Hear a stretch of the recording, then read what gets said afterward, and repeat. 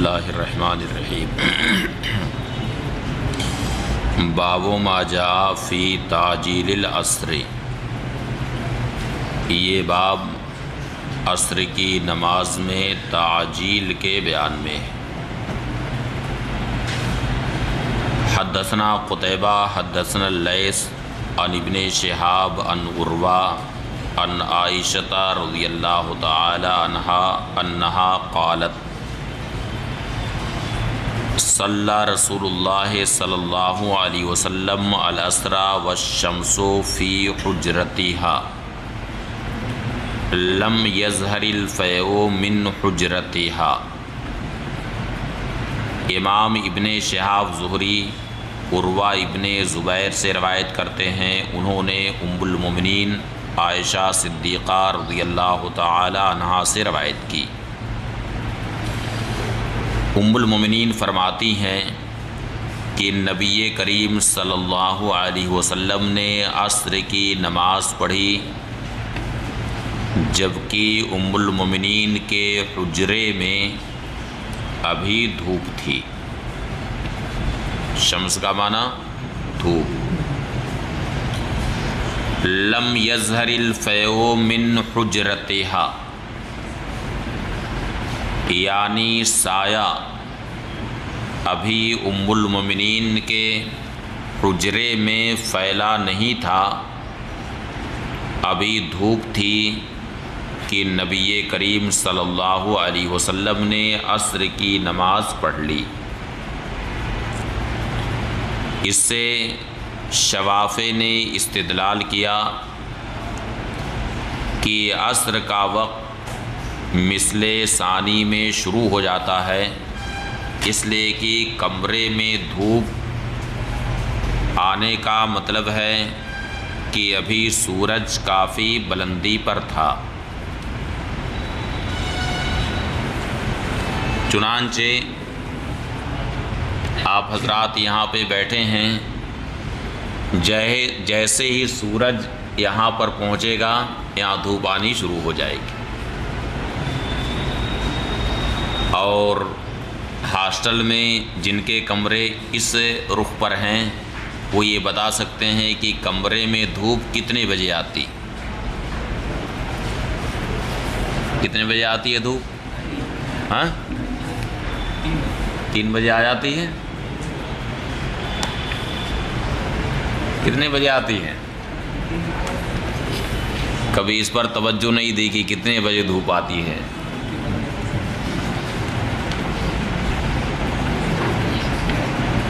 اچھا، اوپر والی منزل میں اور نیچے والی منزل میں ایک ساتھ دھوپ آتی ہے کہ نیچے والی منزل میں بعد میں آتی؟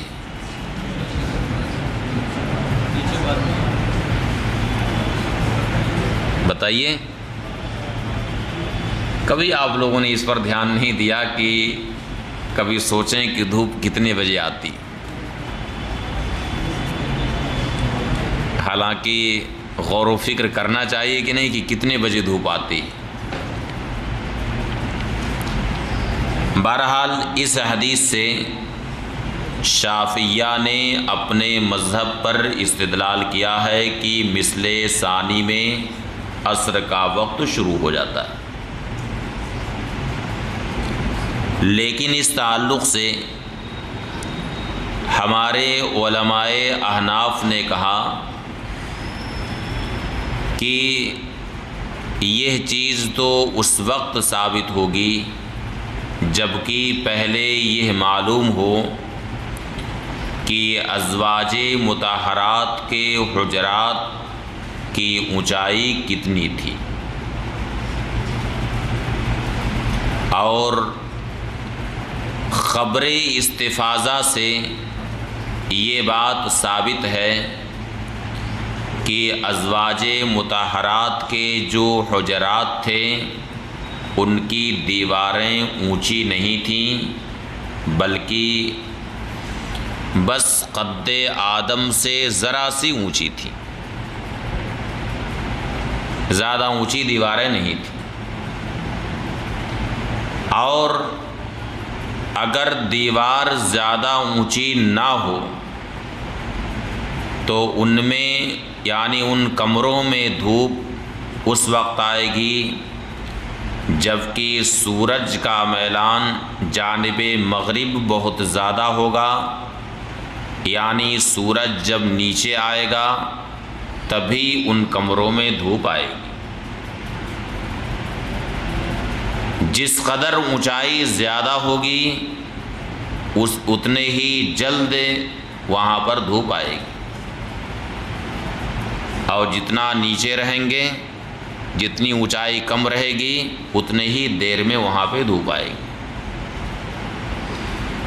اور یہ بات مستفیض ہے، مشہور ہے کہ ازواج مطہرات کے حجرات کی دیواریں اونچی نہیں تھیں، اس لیے اس حدیث شریف کی دلالت اس بات پر نہیں ہوتی ہے کہ مثل ثانی میں نبی کریم صلی اللہ علیہ وسلم عصر کی نماز پڑھتے تھے، بلکہ حجرات کی اونچائی کے لحاظ سے دیکھا جائے تو اس سے تو یہ ثابت ہوتا ہے کہ جب سورج کافی مائل ہو جاتا تھا مغرب کی جانب، اس وقت نبی کریم صلی اللہ علیہ وسلم عصر کی نماز ادا فرماتے تھے۔ اس باب میں حضرت انس بن مالک، ابو عروہ، جابر بن عبداللہ، رافع بن خدیج رضی اللہ تعالیٰ عنہ سے روایت ہے، ویرویٰ عن رافع ایضاً، اور حضرت رافع بن خدیج سے بھی نبی کریم صلی اللہ علیہ وسلم سے مرفوعاً عصر کی تاخیر کے تعلق سے حدیث شریف کی ایک روایت کی جاتی ہے، ولا یصح، مگر وہ صحیح نہیں۔ یہ بات آپ لوگ ذہن میں رکھیں کہ جب محدثین لا یصح کہتے ہیں تو اس کا مطلب یہ ہوتا ہے کہ سند صحیح نہیں، اور سند صحیح نہ ہونے کا مطلب یہ ہے کہ منہج محدثین پر سند صحیح کا جو اعلیٰ معیار ہے اس معیار پر وہ سند نہیں۔ اور کیا معیار ہے منہج محدثین پہ؟ کہ جس کے سارے راوی عادل تام الضبط، اور وہ حدیث معلل یا شاذ نہ ہو، اس معیار پر وہ سند نہیں۔ اور اس اونچے معیار پر اگر وہ سند نہیں ہے تو اس کا یہ مطلب نہیں ہے کہ وہ سند حسن بھی نہیں۔ بہرحال وہاں پر صرف سند کے اعتبار سے لا یصح کہا جاتا ہے، اور اس سے اصل حدیث کا لا یصح ہونا لازم نہیں آتا، بلکہ کتنی ایسی حدیثیں ہیں جو منہج محدثین کے اعتبار سے نہایت ضعیف،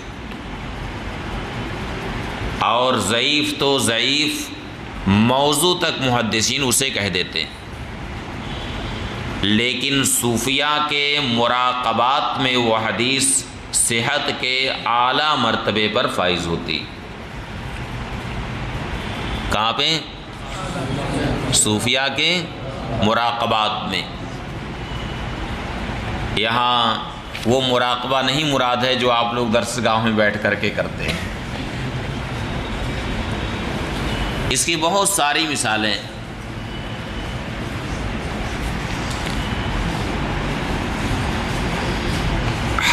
قال ابو عیسیٰ حدیث عائشہ حدیث حسن صحیح، ام المؤمنین کی حدیث حسن صحیح، اور اسی کو بعض اہل علم نے اختیار کیا ہے صحابہ کرام میں، جن میں حضرت عمر، حضرت عبداللہ بن مسعود، حضرت عائشہ، حضرت انس رضی اللہ تعالی عنہم ہیں، اور کئی ایک تابعین بھی ہیں جنہوں نے عصر کی نماز میں تعجیل کو اختیار کیا۔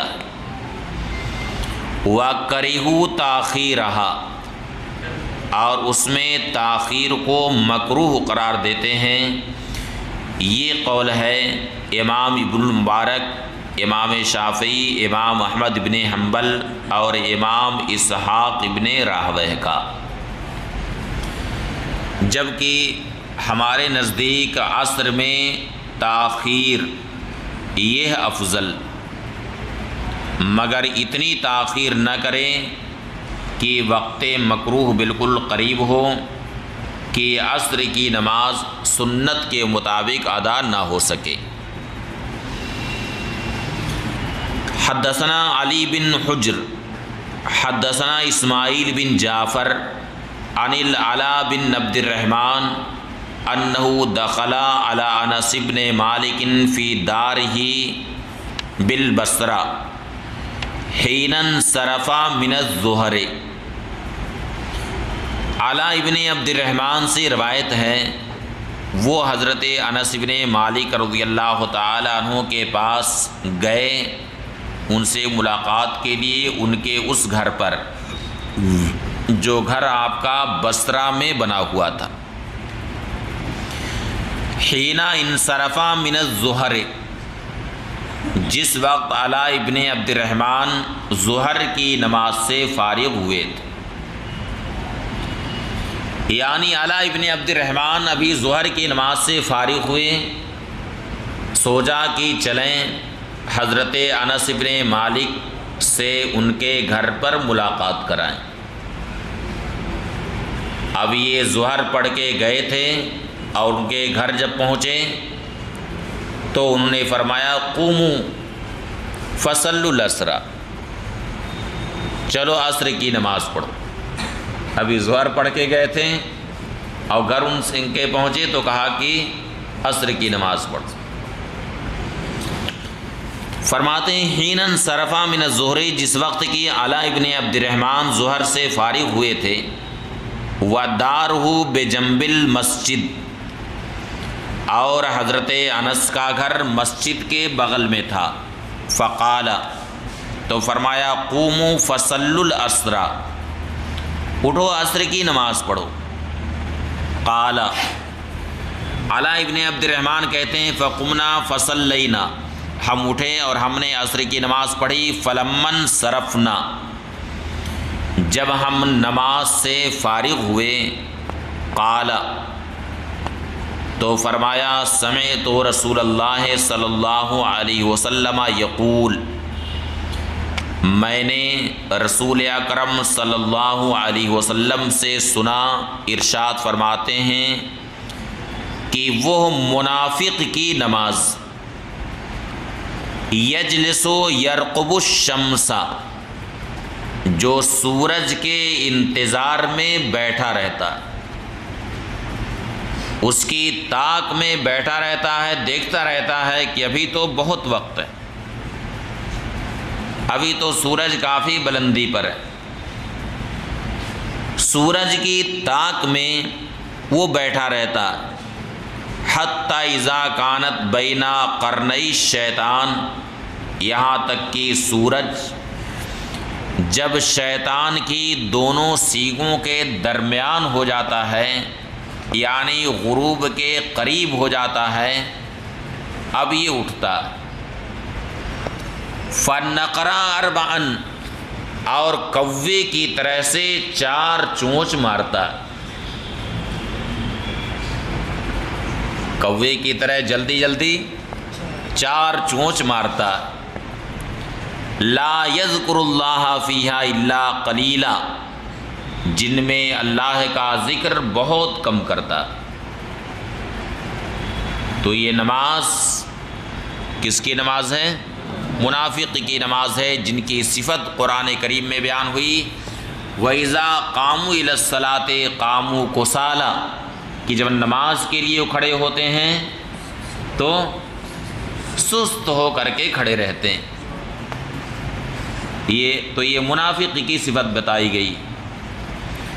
تو حضرت انس بن مالک رضی اللہ تعالی عنہ نے عصر کی نماز میں تعجیل فرمائی اور وجہ یہ بتائی کہ آدمی نماز کو مؤخر کرتا رہے یہاں تک کہ جب وقت تنگ ہو جائے تب جلدی جلدی اٹھ کر کے نماز پڑھے، یہ منافق کی نماز ہوتی ہے، اس لیے اول وقت میں نماز پڑھ لینی چاہیے۔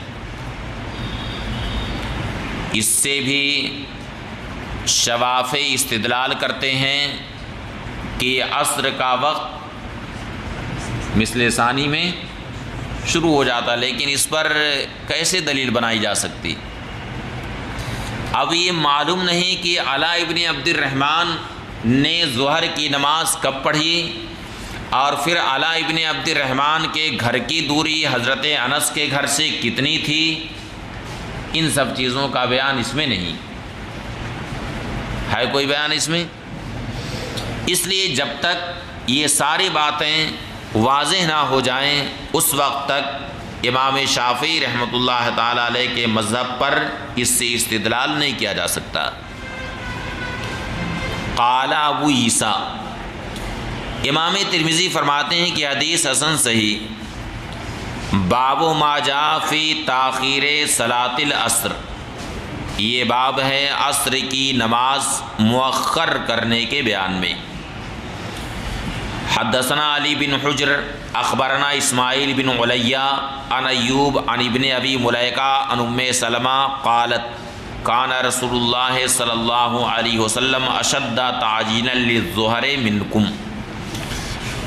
ام المؤمنین ام سلمہ رضی اللہ تعالی عنہ سے روایت ہے، وہ فرماتی ہیں کہ نبی کریم صلی اللہ علیہ وسلم تم سے زیادہ ظہر میں تعجیل فرماتے تھے، اور تم لوگ حضور سے زیادہ عصر میں تعجیل کرتے ہو۔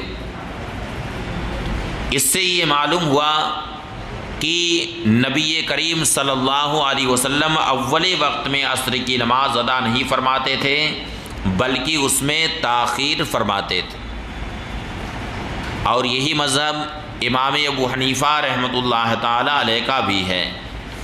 امام ترمذی فرماتے ہیں کہ یہ حدیث ابن جریج سے عن ابن ابی ملیکہ عن ام سلمہ اسی کے معنی میں مروی۔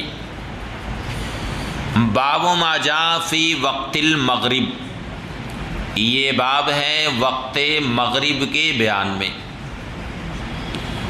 مغرب کا وقت کب سے کب تک ہے، تو اس پر تو سب کا اجماع ہے کہ غروب آفتاب سے مغرب کا وقت شروع ہو جاتا،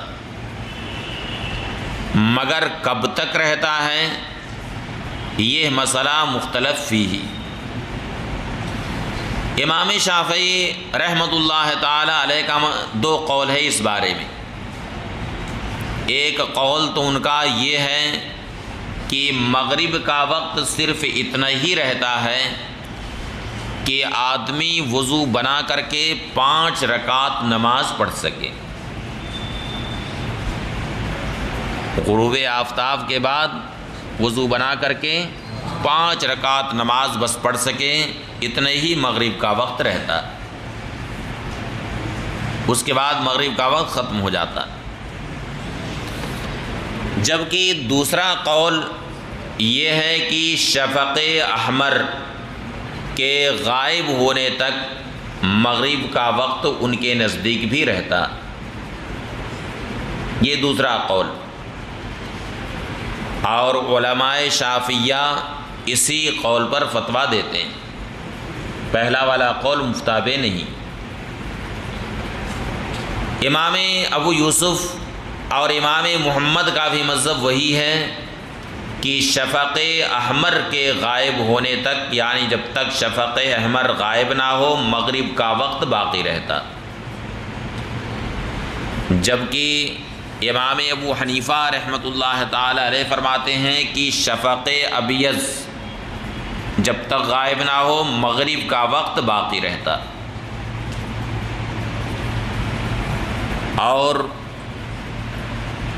ہمارے احناف کے وہاں یہ دونوں قول مصحح، صاحبین کا بھی قول مصحح ہے اور امام ابو حنیفہ رحمۃ اللہ تعالی علیہ کا بھی قول مصحح ہے۔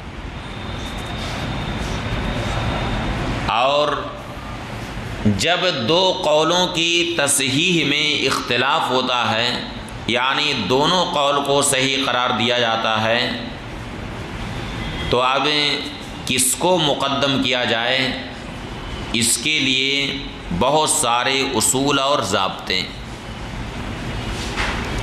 جن کو علامہ شامی رحمۃ اللہ تعالی علیہ نے، یعنی مرجحات کو علامہ شامی رحمۃ اللہ تعالی علیہ نے اپنی کتاب شرح العقود میں وہ 9 مرجحات بیان کیے۔ کتنے مرجحات بیان کیے ہیں؟ 9 مرجحات۔ لیکن اتنا تو ضرور ہے کہ جہاں امام ابو حنیفہ رحمۃ اللہ تعالی علیہ کے قول پر عمل نہ ہو سکے، وہاں صاحبین کے قول پر عمل کیا جائے گا۔ مثلاً وہ بلاد جہاں امام ابو حنیفہ رحمۃ اللہ تعالی علیہ کے مذہب پر عشاء کا وقت نہیں آتا، لیکن صاحبین کے قول کے مطابق آ جاتا، صاحبین کے قول کے مطابق عشاء کا وقت آتا ہے، لیکن امام اعظم کے قول کے مطابق نہیں آتا۔ جیسے برطانیہ کے کچھ علاقے ہیں کہ وہاں سال میں کچھ ایسی راتیں آتی ہیں کہ شفق احمر غائب ہونے کے بعد شفق ابیض آتی ہی نہیں ہے، اور اس کے بعد صبح صادق طلوع ہو جاتی۔ تو اب جہاں ایسی صورتحال ہے وہاں صاحبین کے قول پر عمل کیا جائے گا، اور جہاں ایسی صورتحال نہیں ہے وہاں امام اعظم رحمۃ اللہ تعالی علیہ کے قول پر عمل کیا جائے گا۔ لہٰذا جب تک شفق ابیض غائب نہ ہو مغرب کا وقت باقی رہتا۔ حدثنا قتیبہ حدثنا حاتم بن سلیمان عن یزید بن ابی عبید عن سلمہ بن الاکوع قال کان رسول اللہ صلی اللہ علیہ وسلم یصلی المغرب اذا غربت الشمس۔ حضرت سلمہ ابن الاکوع رضی اللہ تعالی عنہ سے روایت ہے، فرماتے ہیں کہ نبی کریم صلی اللہ علیہ وسلم مغرب کی نماز اس وقت ادا فرماتے جبکہ سورج غروب ہو جاتا، وَتَوَارَتْ بِالْحِجَابِ، اور پورے طریقے سے وہ روپوش ہو جاتا، پورے طریقے سے وہ روپوش ہو جاتا۔ وفی الباب، اس باب میں حضرت جابر، حضرت زید بن خالد جوہنی، حضرت انس بن مالک، رافع بن خدیج، ابو ایوب انصاری، ام حبیبہ، عباس ابن عبد المطلب رضی اللہ تعالی عنہم سے روایت ہے، اور حضرت عباس کی حدیث ان سے موقوفاً مروی ہے، اور یہی اصح، یعنی حضرت عباس کی حدیث ان سے مرفوعاً بھی مروی ہے اور موقوفاً بھی مروی ہے، اور یہ کئی بار بتایا جا چکا ہے کہ رفع و وقف میں کوئی تعارض نہیں ہے، بلکہ ایسا ہو سکتا ہے کہ ایک حدیث کسی صحابی رسول سے مرفوعاً بھی مروی ہو اور ان سے موقوفاً بھی مروی، اور موقوفاً اس کی روایت یہ زیادہ صحیح۔ امام ترمذی فرماتے ہیں حدیث سلمہ بن الاکوع حدیث حسن صحیح، سلمہ ابن الاکوع کی حدیث حسن صحیح۔ اب یہ توارت بالحجاب جو ہے کہ سورج روپوش ہو جاتا یعنی غائب ہو جاتا، تو روپوش ہونے کا کیا مطلب؟ یعنی سورج دائرۃ الافق سے نیچے چلا جاتا، سورج دائرۃ الافق سے نیچے چلا جاتا، اور اس میں بھی بڑی تفصیلی گفتگو ہے کہ افق سے کون سا افق مراد ہے، افق عرفی مراد ہے کہ افق شرعی مراد ہے کہ کون سا افق مراد ہے، یہ بہت تفصیلی گفتگو ہے اس میں، اور نہ یہ اس کا موقع ہے، اور چونکہ اس کا تعلق علم حیض سے ہے اس لیے آپ لوگ اس کو سمجھ بھی نہیں سکتے ہیں۔ وفی الباب، اچھا، قال ابو عیسیٰ، امام ترمذی فرماتے ہیں کہ سلمہ ابن الاکوع کی حدیث حسن صحیح، اور یہی قول اکثر اہل علم کا۔ میں تھوڑا سا اشارہ آپ لوگوں کو کر دوں، جو مشاہدات میں سے شاید آپ لوگوں نے بھی کبھی دیکھا کہ مغرب کی اذان یہاں پر ہوتی، اور عین اسی ٹائم آپ اگر فضا میں کبھی کوئی جہاز اڑتے ہوئے دیکھے ہوں گے تو یہاں نیچے اذان ہو رہی، اور جہاز پر آپ دیکھیں گے کہ دھوپ نظر آتی، یہیں سے آپ دیکھیں گے۔ کبھی دیکھا ہے کہ نہیں؟ نہیں کبھی دیکھا؟ ارے کبھی کبھی آسمان کی طرف بھی دیکھا کیجیے، ہاں، آسمان کی طرف دیکھنے کا حکم تو قرآن کریم میں آیا ہے، وَإِلَى السَّمَاءِ كَيْفَ رُفِعَتْ، کہ آسمان کی طرف کیوں نہیں لوگ دیکھتے ہیں کہ کس طرح سے آسمان کو بلند کیا گیا ہے؟ تو اوپر بھی دیکھنا چاہیے اور غور و فکر کرنا چاہیے۔ تو آخر اوپر دھوپ نظر آ رہی ہے جبکہ نیچے اندھیرا چھا چکا ہے، تب وہاں پر جو لوگ ہیں کیا ان کے لحاظ سے سورج روپوش ہوا ہے؟ ہاں، اس لیے اب اسی سے آپ لوگ سمجھیے کہ تبارت بالحجاب کا مطلب کیا ہے، کہ افق ارض پر جو لوگ رہتے ہیں ان کے لحاظ سے جب سورج دائرۃ الافق سے نیچے چلا جائے گا، یہاں تک کہ اس کا اوپر والا کنارہ بھی نیچے بالکل چلا جائے گا، تو یہ سمجھا جائے کہ سورج غروب ہو چکا ہے۔ سمجھ گئے؟ لہٰذا وہاں اس بلندی پر جو لوگ ہیں جو اپنی آنکھوں سے سورج کو دیکھ رہے ہیں ان کے لحاظ سے سورج بھی غروب نہیں ہوا۔ سمجھ گئے؟ لہٰذا اگر اتنی بلندی پر کوئی رہتا ہے اور وہاں سے سورج کو چمکتا ہوا دیکھ رہا ہے تو اس کے لحاظ سے ابھی وقت افطار نہیں شروع ہوا ہے، ابھی اس کے لحاظ سے سورج غروب نہیں ہوا۔ سمجھ گئے؟ اسی لیے آپ لوگوں نے شاید اخبار میں رمضان شریف میں جو پیپر نکلتا ہے پڑھا ہو کہ دبئی میں جو برج خلیفہ ہے اس میں کئی قسم کے اوقات افطار، نیچے جو رہتے ہیں ان کے لحاظ ان کا وقت افطار کچھ ہے، اور اوپر جو رہتے ہیں ان کا وقت افطار کچھ ہے، اس لیے کہ نیچے والوں کے لحاظ سے سورج دائرۃ الافق سے نیچے جا چکا، اور جو اوپر ہیں وہ اوپر سے ابھی دیکھ رہے ہیں کہ سورج سامنے چمک رہا ہے،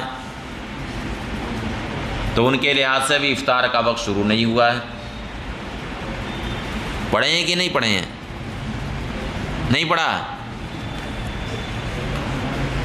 چلیے، قال ابو عیسیٰ، امام ترمذی فرماتے ہیں کہ سلمہ ابن الاکوع کی حدیث حسن صحیح ہے، اور یہی قول اکثر اہل علم کا صحابہ کرام میں، اور صحابہ کرام کے بعد تابعین کا بھی یہی قول ہے کہ انہوں نے مغرب کی نماز میں تعجیل کو اختیار کیا اور تاخیر کو مکروہ قرار دیا، یہاں تک کہ بعض اہل علم نے کہا کہ مغرب کی نماز کا صرف ایک وقت ہے، اور وہ لوگ اس حدیث شریف کی طرف گئے، یعنی حدیث جبریل کی طرف گئے کہ جبریل امین نے دونوں دن نبی کریم صلی اللہ علیہ وسلم کو ایک ہی وقت میں یعنی غروب آفتاب کے فوراً ہی بعد مغرب کی نماز پڑھائی۔ یہ قول ہے امام ابن مبارک اور امام شافعی رحمۃ اللہ تعالی علیہ کا، یہ ایک قول ہے۔ باب ما جاء فی وقت صلاۃ العشاء الآخرہ، یہ باب ہے نماز عشاء کے وقت کے بیان میں۔ حدثنا محمد بن عبد الملک بن ابی الشوارب حدثنا ابو عوانہ عن ابی بشر عن بشیر بن ثابت عن حبیب بن سالم عن النعمان بن بشیر قال انا عالم الناس بوقت هذه الصلاۃ۔ نعمان بن بشیر رضی اللہ تعالیٰ عنہ فرماتے ہیں کہ مجھے اس نماز کا وقت موجودہ لوگوں میں اس کا علم سب سے زیادہ۔ کان رسول اللہ صلی اللہ علیہ وسلم یصلیھا لسقوط القمر لثالثۃ، نبی کریم صلی اللہ علیہ وسلم یہ نماز اس وقت ادا فرماتے تھے جبکہ تیسری رات میں چاند غروب ہوتا، اور تیسری رات میں چاند کتنی بجے غروب ہوتا؟ کتنے بجے ڈوبتا ہے چاند تیسری رات میں؟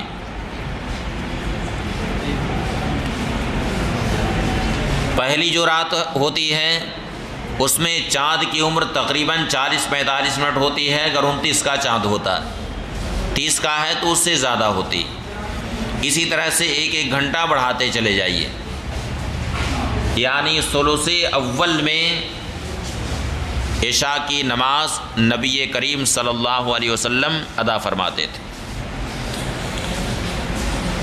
حدثنا ابو بکر محمد بن ابان، انہوں نے بھی اس سند سے اسی کے معنی میں حدیث شریف کی روایت کی ہے۔ قال ابو عیسیٰ امام ترمذی فرماتے ہیں کہ اس حدیث کی روایت حشیم نے ابو بشر سے کی، ان حبیب بن سالم عن النعمان بن بشیر ولم یذکر فی حشیم، مگر حشیم نے اس میں ان بشیر بن ثابت کا ذکر نہیں کیا ہے۔